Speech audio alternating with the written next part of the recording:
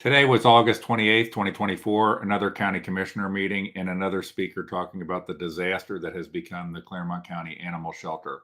I want to play just the very end of the speaker's remarks because after that, there's about 8 or 9 minutes of discussion that takes place. And I'm going to stop it a couple times. I might interject with some commentary on what's going on. But let's start with the very end of the speaker's remarks. And go We, from the there. people, will continue to be the voices for the dogs. Thank you. Thank you. Mrs. Williams, I know that there's no requirement to, Wilson, I'm sorry. Mrs. Wilson, I know there's no requirement for us to make a comment on this, but we. So this is the bullshit of the commissioners. People come there during their work days because their meetings are never in the evening. And then when they speak at public participation, the commissioners read a statement at the beginning saying, we're not going to respond to anything you say. So the high and mighty Grand Poobah, at least here David Painter, is bowing down to humble himself to actually respond to a person that came in to talk to them. Commissioners should respond to every person that comes in and talks to them. They have the right not to do so. Maybe some, person comes in and it's not appropriate to respond. But this notion of like it's an honor, an unbelievable honor that David Painter would respond to a lowly citizen is actually asinine. Let's pick it up. Have the director of the shelter here today sitting right in the front row. And what I would let you know is that we operate this shelter in accordance with 955 laws. We are a county and we do operate an animal shelter. So as far as compliance with the law, we comply with the law. And Angie, since you're in here. So let's hit this one too. They comply with the absolute minimum standard of the law. Any humane society that runs a shelter is, for example, going to have cats. We don't have cats because we go to the David Painter absolute minimum standard of the law, so no cats in there. It's another absurdity. That's why every other county has a humane society operate their shelter that has cats largely, because the people actually love animals. They're not government bureaucrats. But Angie's going to come up and talk. She's the assistant county administrator that said she knows nothing about running a shelter, but she's the interim director of the shelter. And can you just imagine how much time, money, and effort's being wasted that's never being recorded anywhere? While less money is actually being spent on animals than was spent when it was under a private humane society operator. Let's go. Right now, one of the issues that's come up is about veterinarian services. I'd like you to talk about that and just talk about how at the shelter you handle veterinarian services and some of the costs for that. And if you would, please go ahead. I sure would. I was actually wanted to speak to everyone today because one of the items on the consent agenda is the hiring of a new veterinary technician as well as a vet tech assistant. Angie, I'll hold you. Yeah. Is there anybody else want to talk some public participation? I'll close public participation and I'll open. This is another bullshit move that they do. They close public participation so then they can talk and say whatever they want. But no member of the public can come up and say anything else. Now, they're going to effectively let the woman talk again here in a minute because Painter asked her a question who's sitting in the audience who had spoken. But just know this. This is why they do it. They close public participation. Then they say stuff or, Painter can demonize somebody or the other commissioners can demonize somebody. But then that shuts down that anybody can respond to them. It's very much like the way the Clermont GOP operates in Jeff Corcoran. They're scared to death that somebody be able to respond to them. So he shuts down public participation to be sure that there will be no legal basis that another citizen could speak. It's pathetic. It's disgusting. It's not conservative. It's not Republican. Let's go. Back up the county staff elected officials. Angie's obviously a staff official here, so go ahead. Yeah, so those two people, you're going to vote on them. And if you approve, they will begin on Tuesday. And I know that's been a major concern for people that we need the medical staff in place. So I'm really excited about both of these people. The vet tech has about 20 years of experience. So I think she's going to be great. And the vet tech assistant came from Live Oaks in that program. So. Okay.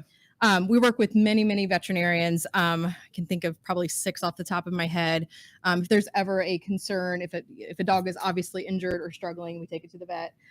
We do have our vet techs checking the dogs multiple times a day, handing out medications. They're on vitamins. I mean, there's frequent contact. I know that if the kennel attendants have any concerns, they see a dog that looks like the paw is scratched or something, they'll note that for the veterinary technician as well. So and just talk about that veterinarian service. When something is identified like that as a shelter, is that dog transported to a veterinarian? Yes. Okay. Yes. Yep. We have some standing appointments with local veterinarians. I know yesterday, I think on Tuesdays, we have 4 dogs that go be spayed or neutered usually every week. And then we have the, by appointments for the different injuries and ailments that come up. And one of the issues come up is obviously the proximity of the firing range. Mm-hmm. I just wanted to point out that that's definitely not optimal.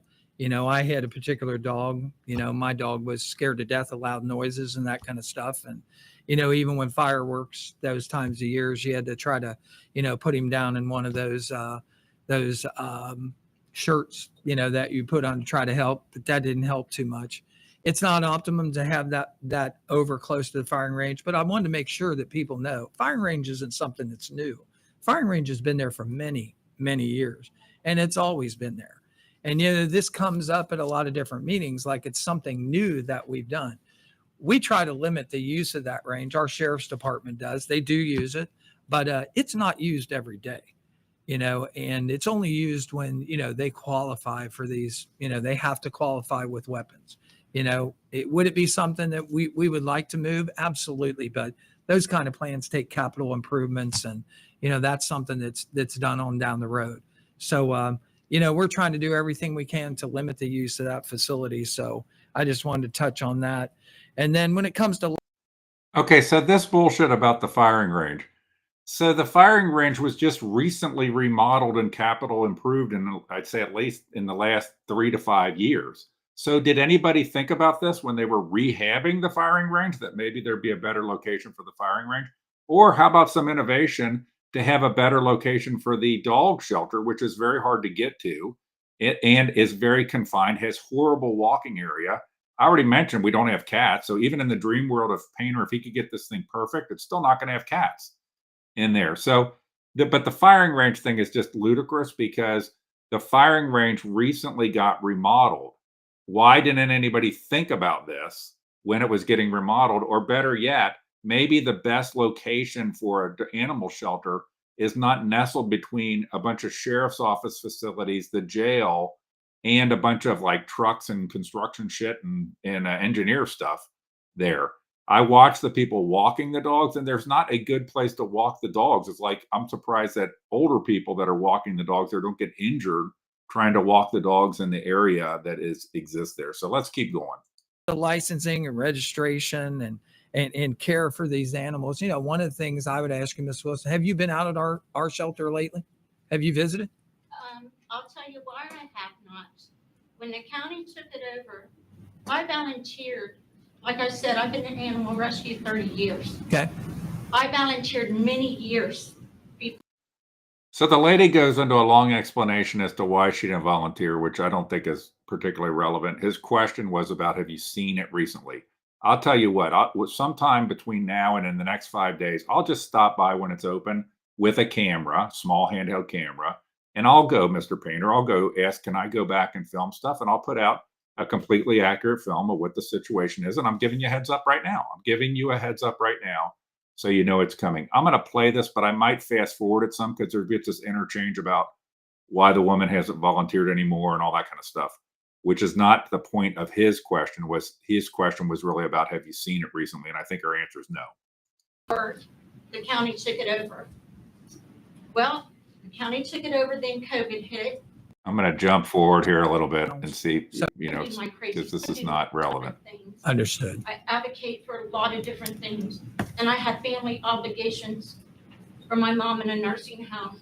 So it is hard. Okay, I'm sorry Very about that, proud but and it's they had to not put relevant to his animals point. That into was, have you pop-up seen it crates. recently? Nobody likes that. But when every other animal shelter is full and you're trying to make those dogs available to other places, it's tough.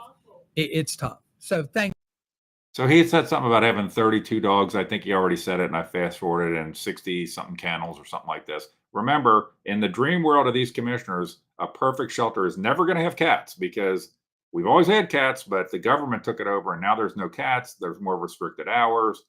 And we have things like the assistant administrator has to spend 70% of her time dealing with an animal shelter, which if there's one thing that should be outsourced, that every government outsources, is their animal shelter. They go to a humane society. Beyond the fact that the humane society is people that love animals and can have access to volunteers, what gets lost is that Humane Societies fundraise. And so that almost always doubles the amount of money spent. That's why since the government took over the shelter, actually less money gets spent on animals because now it's all government money largely. And even when people donate money, like the $60,000 you might have heard about for some sort of the dishwasher, industrial dishwasher, the money seems to get lost and the dishwasher never gets there. Let's keep going and see what else we have here. Thanks, Angie, and may I say thanks for something being here. to Angie, please? Sure. Not attacking her. In your defense, I have said more than once the situation you've been thrown into, I pray for you because it's a hard situation for you. I would Not having the experience and what needs to be done to run a shelter the way it should be run. So- I commend you that you're doing the best that you can. just, the commissioners have So this is ridiculous. Okay. To be honest, I appreciate the woman's passion, but okay, they didn't get thrust into the situation. Okay. They mismanaged the shelter under 2 successive humane societies. And then rather than saying, hey, maybe the problem is us, David Painter was the kingpin and the idea that we should take it over and run it as a government facility, which sounds like what a Democrat would think. And to be contrary to what everybody else does, we'll be able to get all government facilities. Somehow it's going to be better. I don't know why you would be giving these guys any daylight. It seems ludicrous, oh, great job I know you're trying. This has gone on for like how long? Like 5 years, 6 years, a decade of this chaos of the idiotic animal shelter. And maybe the commissioners need to get mirrors in front of them and say, hey, what do you think the problem is? Do you think it's that every humane society that's ever been contracted to run the shelter is full of idiots? Or maybe it's you guys, okay? And people say like, well, there's 3 commissioners and David Painter. You're seeing here that David Painter has been the kingpin driving this thing at the shelter. The other 2 commissioners sit there and say nothing. Why doesn't he turn to them and say, hey, Bonnie, why don't you come up with a solution? Hey, Claire, why don't you defend what we're doing? He's put himself in this position. But I don't really understand why anybody would then say, hey, it's a disaster. The animals are a mess, but hey, great job. I know you're really trying hard. Makes no sense at all. And it's the kind of thing that never causes this to get resolved because people need to say enough is enough. Let's keep actually going. allowed for a position for kennel administrator. I'm just filling in until that person. Until we get the right person in that seat. I Mhm. understand Yeah. that. And like I said, you've been thrown in a And keep in mind, she has the full breadth of the commissioners here, and she has the ability to assign resources to whatever the folks that work in that kennel need. And we have told her on many occasions, to do that. So this is not something that's, not being budgeted correctly or there's money not available. That's not the That is again bullshit. When you have a humane society run the place, they do fundraising and they typically double the amount of money, and that's why they can have cats and stuff like this, and that's why they do a better job, and that's why they know animals and they know how to do this. The problem with the shelter has been that the county consistently does not kick in its fair share. And like with Clermont Cares, they were raising way more than half of the money and it was not sustainable for them. And the commissioners basically told them to go F themselves. And this is how we got to the mess we are now, where we have a shelter that I just want to keep reinforcing. Utopia to David Painter is a shelter that sucks and does not have cats. So we are working hard to fix it to suck. Because until we get a shelter that is respectable, has cats and dogs, and has a humane society of people that really care, and it has fundraising behind it, it's going to suck. It is not going to get any better. They might hire a bunch of people. They'll end up being there 6 months and quit, but it's not going to really advance the shelter whatsoever. So this is what government does. Let's keep throwing resources at it. We got the assistant administrator. She can do whatever. Let's send everybody over to the shelter, and it's still going to suck because there's a reason why people don't do it this way. There's a reason why counties get shelters. And at some point, I'm just urging David Painter, you have got to admit this is not going to effing work. And the longer that you don't, it's just more pain on you. It's more suffering. And David, I'll give you a tip there. Your other commissioner buddies, why don't you ask them to stand up in the meeting and do all this? They're letting you die on the vine, bud. They are letting you die on the vine, defending this thing that you went down the path. And at some point, you just have to admit, I made a mistake. It was wrong. We got to fix it. And we got to get back to, I realize now that the private humane society people that had told me that they needed just the county to kick in more money to the ratio, they were right. Because frankly, if you spent the amount of money you're spending now, less money than you're spending now, with a Humane Society operator, it would be problem solved. You have created this problem. You actually increase the amount of money that the county is spending, which was what the Humane Society operator told you needed to do, to get an inferior product that doesn't have cats and has dogs getting PTSD because they're next to a shooting range. This is the stupidest effing thing. It is an emblematic of bad leadership. It is emblematic of bad leadership. And bad leadership is not that you make bad decisions sometimes.